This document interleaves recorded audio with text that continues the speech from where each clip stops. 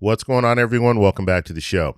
So we are seeing the first hospital closure since the passing of the big, beautiful bill. Now, we anticipated this. We knew that this was going to happen. You already had hospitals saying that they would have to close if this bill passed. And so I want to show you this information. I'll show you the headline first. And so here's the headline. Southwest Nebraska Medical Center announces plans to close, blames uncertainty over funding. Now, there are 5 other hospitals in this region that could potentially be closing. And we're going to talk a little bit about why this is happening. And I also want to show you a quote from the hospital that will be closing. And I want to talk about how this is going to impact people in this area. Now, we could see this all over the U.S. And right now, this is mainly in rural areas. So we're going to talk a little bit about this on this video. But first off, you guys can do me a favor. Please like the video. If you're watching this video and you want to see more content like this, please consider subscribing to the channel. And here's a quote from the CEO of this community hospital. And he says, "Unfortunately, the current financial environment, driven by anticipated federal budget cuts to Medicaid, has made it impossible for us to continue operating all of our services, many of which have faced significant financial challenges for years." So this is just the beginning. It's just the beginning. Now, what's going on when it comes to Medicaid? They're talking about the cuts are going to be, it's going to be close to $1 trillion in cuts to Medicaid. And some of these benefit cuts are going to be as a result of work requirements. And they're saying about 17 million people will be impacted. 17 million people will no longer be able to receive Medicaid. And so the hospitals already know this, and they already know that the amount of patients that they're going to be seeing is going to drop. And if you have Medicaid and you go to some of these community hospitals, they would be paid for by the federal government. So, you would have your insurance through Medicaid. So now that you're not going to have insurance, that would mean that you might still have to go to the hospital. And so in some cases, you might wait a little bit longer than you previously would have. And then when you go to the hospital is still going to treat you, but now they're not going to be receiving a payment right away, and they'll have to bill you or all this. So this is going to be a huge problem. And so some of these hospitals are already looking at the fact that they might have to close. And this is one hospital that's already made that decision. They're going to close. So what does this mean for people in the area? And I've been saying this for a while now when it comes to Medicaid. Even if you're not receiving Medicaid benefits, you can still be impacted by this, because let's say this hospital is in an area where you live. So you're not receiving Medicaid, you have different insurance, but now this hospital is going to be closing, which means if this hospital closes, you might have to go to another hospital. You will have to go to another hospital if that's a hospital that you generally go to. And that hospital could be an hour away. And so you're putting people's lives at risk, because let's say you're very, very sick, or let's say you have to be rushed to the hospital, and this is one of the hospitals that is close in the area. Well, they can no longer, let's say you're in an ambulance, they can no longer go to this hospital because it's closed. So now they have to go to another hospital that's further away. That could put you at risk of dying. And so this is a very serious situation, and this is no surprise. And I anticipate that we're going to see more and more hospitals that are going to do just very same thing. They're going to close. They're going to have to close. They're not going to have an option. And it's not just a hospital that might have to close. Think about the small business that's in the area. Think about the people who are working at that hospital. Those people, if you close a hospital, then those people are no longer going to be working at that hospital, and the people at that hospital might not have a job after this. So now you're going to have unemployment is going to go up, and you're going to have the economy in that area is going to be impacted. You have restaurants, dry cleaners, housing, all in this area.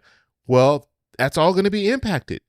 And we might see these restaurants closing, which means they have to lay off their employees. You might see the local cleaners have to close, and then they're going to have to lay off their employees, and then grocery stores. And it goes on down the list. It's a domino effect, because generally when you have a hospital, you're going to have a lot of businesses in that area just as a result of the hospital being there, because the traffic is coming through. You have patients coming in, and so those patients might go to the local businesses that are in that area.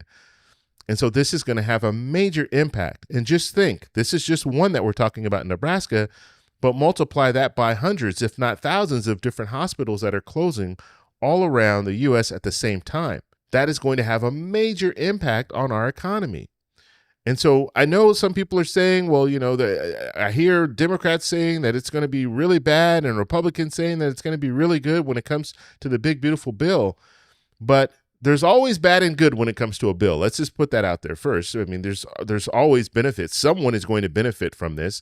Obviously, right now, the talk is the people who are going to benefit from this are going to be people who are upper middle class and wealthy. But when it comes to low income individuals, working class, even some middle class, they're going to be pinched on this. They're going to see the effects of this, because the benefits in the big beautiful bill, the ones that benefit people who are middle class, working class, poor, they're temporary. That's what we really need to focus on. The only benefit that's not temporary is the child tax credit. Okay, the child tax credit is not temporary. But all of these other tax cuts, no tax on tips, no tax on overtime, the $6,000 tax deduction for seniors, all of these things are temporary. They're only for 3 years. And so, yes, you might feel it at first. You might work at a restaurant. You might be a waiter, and you might be thinking, this is great. I don't have to pay taxes on my tips up to $25,000. I don't know what I'm going to do with all that money. But just understand, this is only 3 years. And then after the 3 years, then they're going to have to figure out what they're going to do with it. We saw this same situation in 2021 when they passed the Inflation Reduction Act. And part of that Inflation Reduction Act had the child tax credit. And that child tax credit, I think, was like $3,600. And they were advancing the money. It was refundable tax credit. They were advancing it to you early. So people were receiving $300, in some cases $350, depending on how old your child was, every month. But guess what? It was only temporary. And when it ended, then people were no longer receiving those checks. And so you might be happy now, and you might be thinking this is great and this impacts you currently, but in 3 years from now, it's no longer going to impact you. But the 2017 tax cuts, that will be permanent. That will be here. So it's not going anywhere.